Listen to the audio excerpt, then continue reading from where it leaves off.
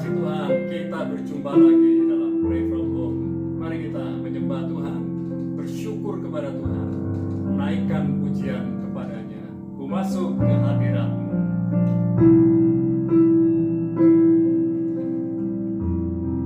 Ku masuk ke hadirat-Mu di tempat kudus-Mu Tuhan. Tiada kata-kata selain puji dan sembah saat ini. Alangkah indahnya Tuhan bersama-Mu selalu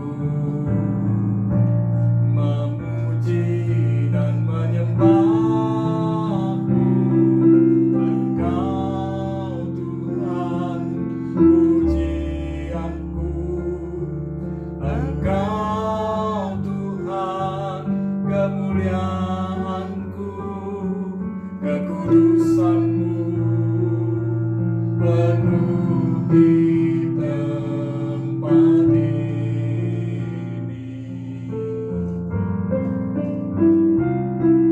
Ku sembah Kau dalam bait-Mu, ku tersungkur di kaki-Mu, hingga kemuliaan-Mu kan nyata dalamku.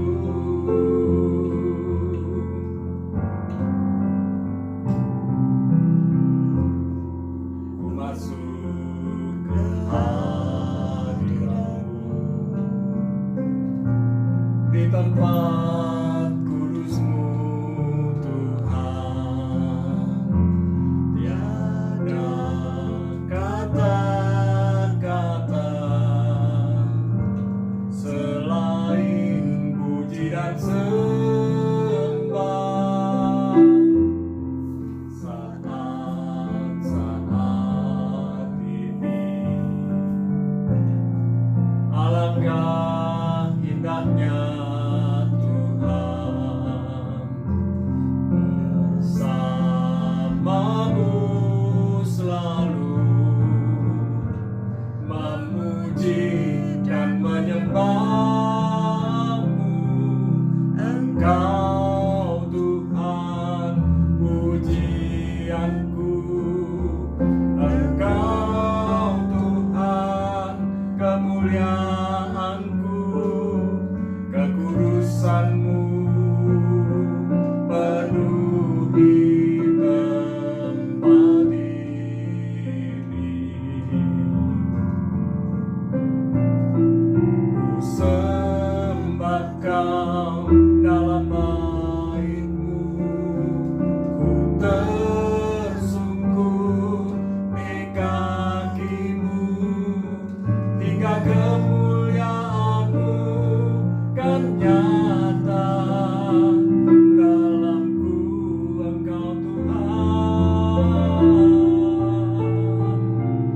Engkau Tuhan pujianku, Engkau Tuhan kemuliaanku, kekudusan-Mu penuhi tempat ini.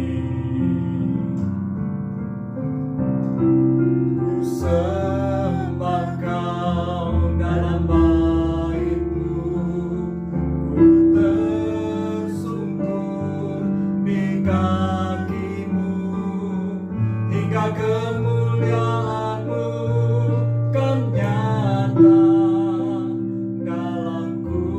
Engkau Tuhan, Engkau Tuhan pujianku, Engkau Tuhan kemuliaanku,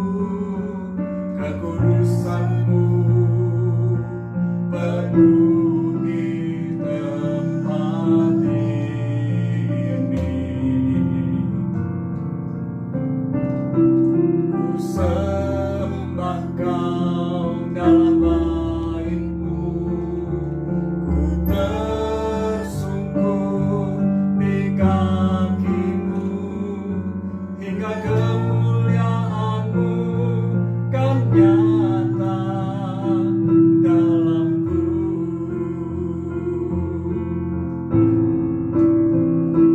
Hingga kemuliaan-Mu kan nyata, hingga kemuliaan-Mu kan nyata, hingga kemuliaan-Mu kan nyata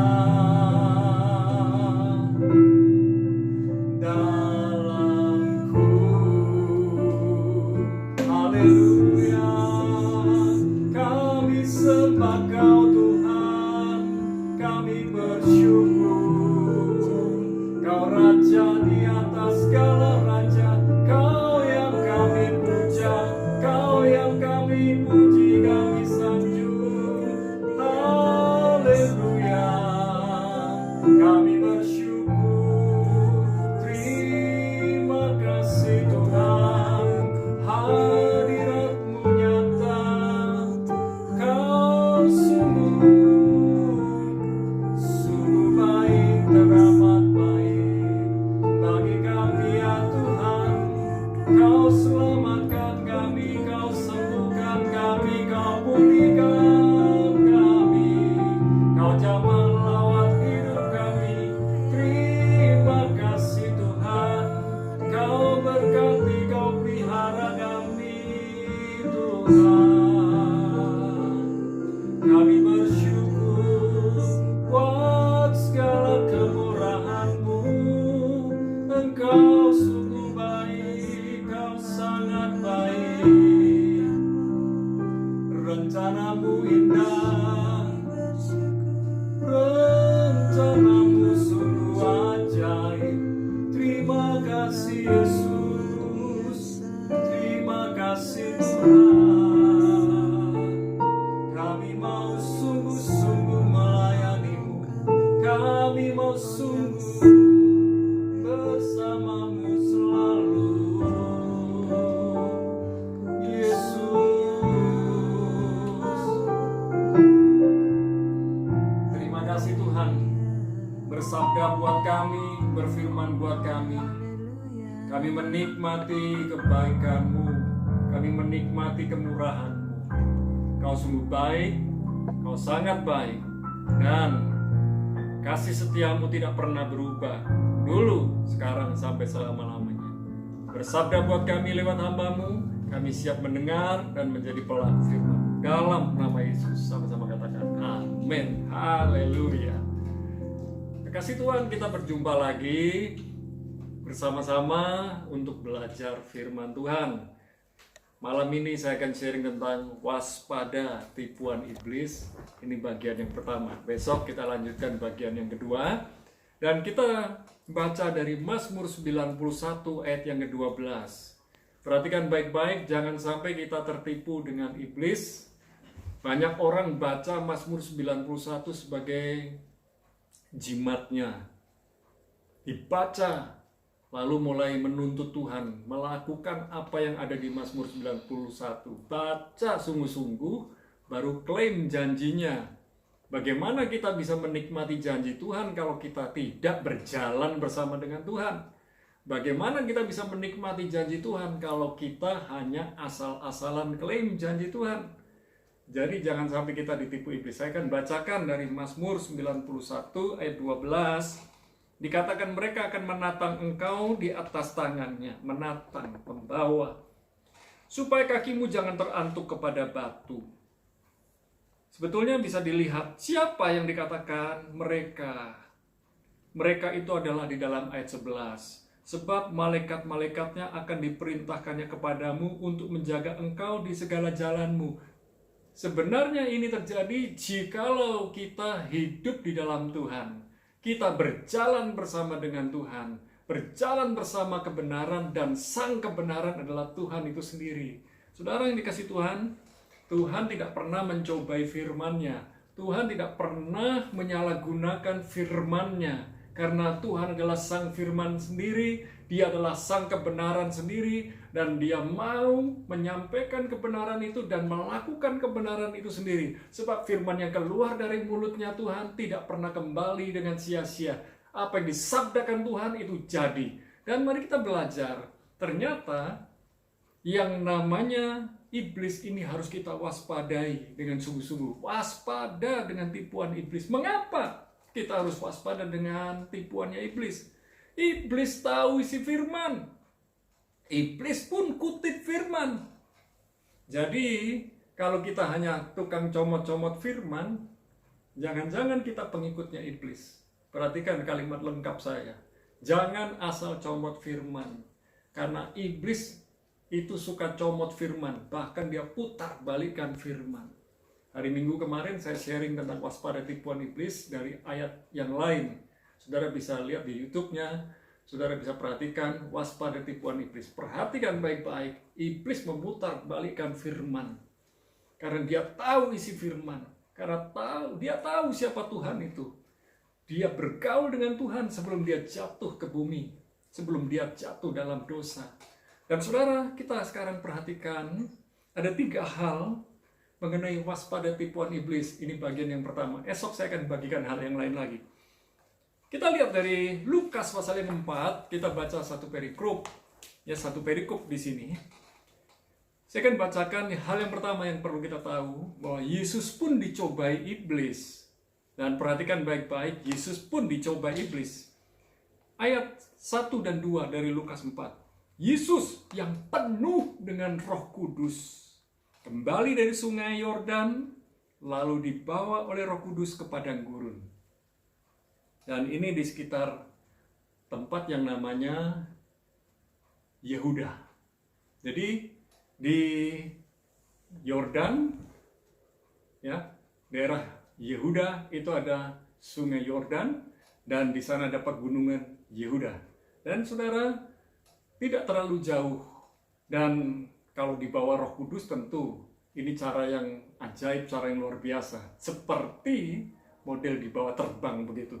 Nah, Yesus yang penuh dengan Roh Kudus setelah dia dibaptis di sungai Yordan. Gak lama kemudian dibawa oleh Roh Kudus ke padang gurun. Jadi di daerah Yehuda itu ada padang gurun Yehuda, ada pegunungan Yehuda, dan ada sungai, itu sungai Yordan. Sungai Yordan yang ada di daerah Yehuda ini mau masuk kepada Laut Mati. Ini ujungnya sungai Yordan. Sebab sungai Yordan dari utara sampai ke selatan. Dan ini sudah mendekati Laut Mati. Saudara yang dikasih Tuhan, daerah itu daerah yang kering, daerah yang panas. Dan tentu saja saudara bisa tahu, ayat yang kedua. Di situ ia tinggal 40 hari lamanya dan dicobai iblis. Titik. Selama di situ ia tidak makan apa-apa, artinya puasa. Dan sesudah waktu itu ia lapar. Bayangkan tempat yang tandus, padang pasir Yehuda, padang gurun Yehuda, dan dekat dengan pegunungan Yehuda. Di situ panas, yang namanya padang gurun. Dan daerah situ terletak di bawah permukaan laut, khususnya dekat Laut Mati, makin di bawah permukaan laut. Jadi panas. Dan saudara ini perhatikan baik-baik. Yesus yang penuh dengan Roh Kudus, dipimpin oleh Roh Kudus, itu saja dicobai iblis. Berarti kita bisa dicobai iblis. Kita tidak kebal dengan pencobaan, kita bisa dicobai iblis. Dan kalau kita tidak tahan godaan, kita bisa jatuh dalam dosa. Dan seringkali kita jatuh dalam dosa karena kita tergoda, terpikat, dan terseret, sehingga akhirnya berbuat dosa. Dan perhatikan baik-baik, kita melakukan dosa tidak seketika, tetapi ada urutan-urutannya. Saudara yang dikasih Tuhan, ada orang dosa karena matanya, ada orang dosa karena telinganya, ada orang berdosa karena lidahnya, ada orang berdosa karena tangannya, ada orang berdosa karena kakinya, ada orang berdosa dari seluruh kehidupannya.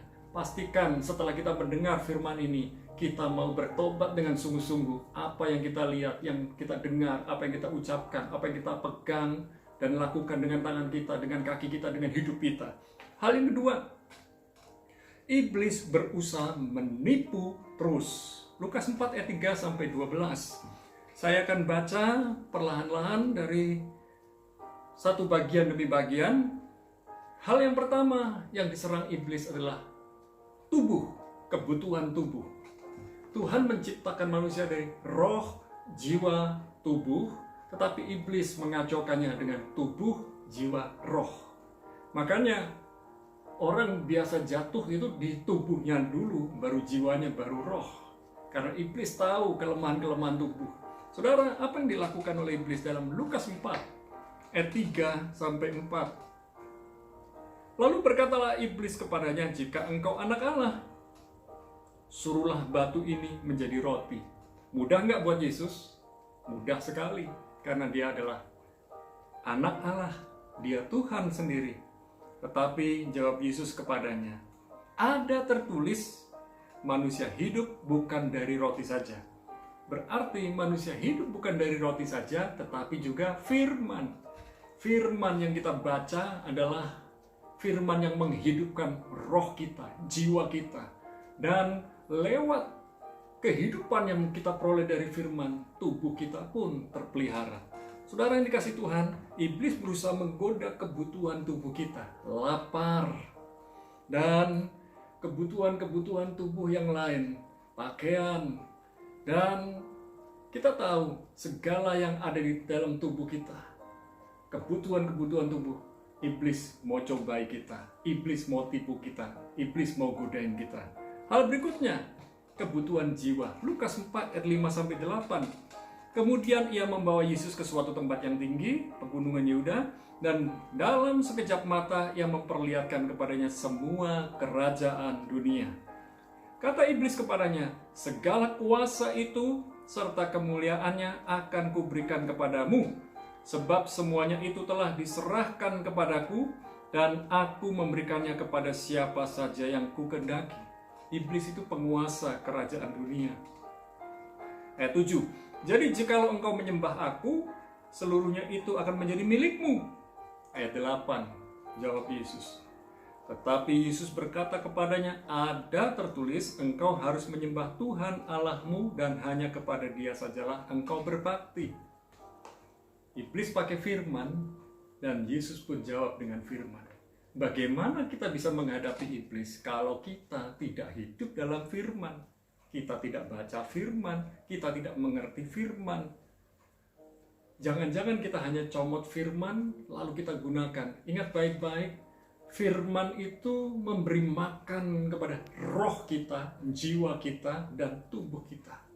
Bukan apa yang kita makan, makanan dan minuman saja, tetapi roh. Itu firman itu ada dalam hidup kita. Saudara yang dikasih Tuhan, kebutuhan jiwa itu berbicara mengenai pikiran, perasaan, kehendak, atau kemauan. Kebutuhan untuk dipuji, kebutuhan untuk disanjung, kebutuhan untuk disukai. Dan itu bisa membuat sombong, karena kalau kita melakukan sesuatu nggak dipuji, nggak dihormati, rasanya kita ini kecewa, marah. Dan hati-hati, kalau kita masih hidup seperti ini, berarti kita masih hidup duniawi. Dipuji itu normal, tapi kalau kita tidak haus pujian, itu adalah anak Tuhan. Disukai itu menyenangkan, tapi kalau tidak disukai karena kita melakukan firman, itu anak Tuhan. Dan jangan sampai kita ini haus dipuji, haus di aplaus, sedikit-sedikit harus diberi aplaus, tepuk tangan, sehingga ada kebanggaan, pride, kesombongan dalam diri kita, pamer. Saudara, iblis menyerang kebutuhan jiwa kita. Yang berikutnya, kebutuhan roh. Lukas 4 ayat 9 sampai 12. Kemudian ia membawa Yesus ke Yerusalem dan menempatkan dia ke bubungan Bait Allah. Bayangkan dari pegunungan Yehuda sampai ke Yerusalem, kalau naik bus zaman now itu kira-kira 1 jam perjalanan, 40 menit sampai 1 jam. Apalagi kalau berjalan kaki pada waktu itu. Tetapi yang namanya iblis bisa membawa Yesus begitu saja. Lalu berkata kepadanya, "Jika engkau anak Allah, jatuhkanlah dirimu dari sini ke bawah." Inilah yang dikutip oleh iblis dari Mazmur 91 tadi, ayat yang ke-12, 11 dan 12. "Sebab ada tertulis mengenai engkau, ia akan memerintahkan malaikat-malaikatnya untuk melindungi engkau, dan mereka akan menatang engkau di atas tangannya, supaya kakimu jangan terantuk kepada batu." Dan Yesus menjawab dengan firman. Yesus menjawabnya, katanya, "Ada firman, jangan engkau mencobai Tuhan Allahmu." Saudara, iblis tahu kebutuhan Yesus. Dia adalah Tuhan, dia adalah Allah. Dia tahu Yesus lapar, tapi Yesus bisa mengalahkannya. Dia tahu Yesus manusia juga sekalipun dia Tuhan. Butuh dipuji, butuh disanjung, tetapi Yesus tidak perlu dipuji, disanjung, tidak haus pujian dan sanjungan karena dia adalah Tuhan. Karena iblis mencoba meniru iblis mencoba meniru Tuhan. Maka dia ingin dipuji, disembah. Iblis salah, iblis kalah di situ. Tetapi dia mencobai lagi kebutuhan roh. Dan Yesus dibawa ke bait Allah di Yerusalem. Iblis tahu Yesus Maha Kuasa. Iblis mau Yesus menyalahgunakan firman. Bagaimana Yesus diminta menjatuhkan diri dari hubungan bait Allah supaya ditangkap oleh malaikat. Tetapi Yesus tidak mau gubris itu. Dia pakai ayat firman Tuhan untuk mengalahkan iblis. Iblis gagal mencoba Yesus. Lalu apa yang dilakukan oleh iblis? Ayat yang ke-13. Iblis itu mengintai terus. Sesudah iblis mengakhiri semua pencobaan itu, ia mundur daripadanya dan menunggu waktu yang baik. Kekasih Tuhan, iblis berusaha mencobai dan menggoda kita. Kalau dia gagal, dia akan mundur sejenak dan dia mulai mengintai kelemahan-kelemahan kita, mencari kelemahan kita. Karena dulu kita budaknya iblis, dia tahu kelemahan kita, dia akan tunggu sampai kita lengah. Oleh sebab itu pesan saya, berawas-awaslah, jangan lengah, waspada dengan tipuan iblis. Seperti hari ini, kalau saudara sudah vaksinasi, jangan lepas masker kalau keluar rumah. Saudara merasa, aku sudah vaksinasi, itu tipuan iblis. Saudara, sekalipun sudah 2 kali vaksinasi, masih bisa kena virus yang tidak kelihatan. Dan iblis pun adalah sosok pribadi yang tidak kelihatan. Waspada. Waspada dengan virus, waspada dengan iblis. Jagalah diri dengan kekuatan firman. Hadapi iblis dengan kekuatan firman. Mari kita berdoa. Bapa, dalam nama Yesus, kami menyadari tanpa firman-Mu kami tidak bisa hidup. Kami hidup oleh firman-Mu yang menguatkan roh, jiwa, dan tubuh kami. Kami sembuh, kami sehat, kami kuat, kami diberkati oleh karena firman-Mu. Biarlah firman-Mu berakar dan bertumbuh dan berbuah lebat dalam kehidupan kami. Dalam nama Yesus. Sekarang kami berdoa untuk para kekasih Tuhan yang hari-hari ini sedang sakit. Kami berdoa untuk Dr. Murwanto yang ada di Medan yang sedang mengalami sakit. Tuhan menjamah kesehatannya bersama istri dan anaknya yang sedang mengalami sakit COVID-19. Tuhan memulihkannya. Dan kami juga berdoa untuk Bapak Ibu yang hari-hari ini sedang mengalami sakit. Kami berdoa ya Tuhan untuk Pak Selamat, Tuhan menjamah kesehatannya, memulihkan kesehatannya. Kami juga berdoa buat Pak Roni biar dari hari ke hari dapat melihat dengan jelas. Kami menyerahkan kehidupan Bu Menok dan Bu Ikut ke dalam tangan Tuhan. Mereka sudah menjadi berkat buat keluarga mereka dan sesama di sekeliling mereka. Biarlah Tuhan menguatkan mereka dan mereka tidak merasa sendirian, tidak merasa tua. Dan Tuhan menjadi perlindungan dan penghiburan buat mereka. Terima kasih Tuhan. Kami juga berdoa untuk Yofi, biar Tuhan memberikan kesembuhan total dalam kehidupannya. Dan kami juga menyerahkan Pak Padi yang sudah menyelesaikan operasi prostat Dan biarlah kesehatannya dipulihkan, termasuk ginjalnya pun dipulihkan, keluarganya dipersatukan, keluarganya diberkati, dan kami percaya Tuhan memberkati kehidupan Pak Padi dan keluarganya. Kami menyerahkan saudara-saudari kami yang hari-hari bekerja. Setiap hari di dalam pekerjaan mereka, pelayanan mereka, kami berdoa, biarlah kami semua melakukan dalam protokol kesehatan yang baik dan benar. Dan Tuhan tolong, biarlah Tuhan yang buka pintu-pintu berkat untuk kami kelola di dalam pekerjaan dan pelayanan kami. Terima kasih Tuhan, kami berdoa buat kekasih Tuhan yang ada di Roh Jajak, jemaat Roh Jajak bersama keluarganya, di dalam pekerjaannya, dalam rumah tangganya, dalam pelayanannya, dalam kehidupan sehari-hari. Satu demi satu ya Tuhan kami berdoa, Tuhan menolong mereka, Tuhan memberikan hikmat buat mereka, sehingga mereka dapat bekerja, berjalan, dan hidup oleh pimpinan Tuhan. Biarlah semuanya menikmati kehidupan yang takut, hormat, dan gentar kepada Tuhan. Berkat-Mu ada pada jemaat Roh Jajak. Dan kami juga berdoa keluarga Alvinsiu yang ada di Selangor, Malaysia. Tuhan memberikan berkat khusus buat kehidupan mereka, pernikahan mereka, keluarga mereka. Dan kami juga berdoa untuk keluarga Miss Lydia baik yang ada di Jakarta maupun Manado. Biarlah Tuhan menurunkan berkat yang khusus buat mereka, perlindungan ekstra buat mereka. Terima kasih ya Tuhan buat kesembuhan dan pemulihan yang dialami oleh keluarga Busyana yang ada di Tangerang. Tuhan memberikan perlindungan ekstra dalam kehidupan mereka. Dan tak lupa kami juga berdoa keluarga besarnya satu demi satu dijamah Tuhan, dilawat Tuhan. Dan problem-problem kehidupan mereka pun dilawat oleh Tuhan. Kami menyerahkan keluarga Haris dan Intan, keluarga Kristen Okta bersama orang tua dan keluarga besar yang ada di Solo. Kami berdoa biarlah mereka menikmati kesembuhan, mujizat, pemulihan, dan pemeliharaan Tuhan yang luar biasa. Terima kasih Tuhan. Kami menyerahkan keluarga Ibu Yuliana yang ada di Denpasar. Tuhan memberikan berkat khusus buat rumah tangga, keluarga, dan keluarga besarnya. Tak lupa kami juga berdoa buat Aisinta yang ada di Surabaya. Tuhan melindungi, memberkati keluarganya. Dan satu demi satu keluarganya yang sedang mengalami sakit, Tuhan memberikan kesembuhan. Terima kasih Tuhan. Berkat-Mu, hikmat-Mu ada pada rekan-rekan hamba Tuhan yang melayani pekerjaan-Mu setiap hari dengan penuh syukur dan penuh sukacita.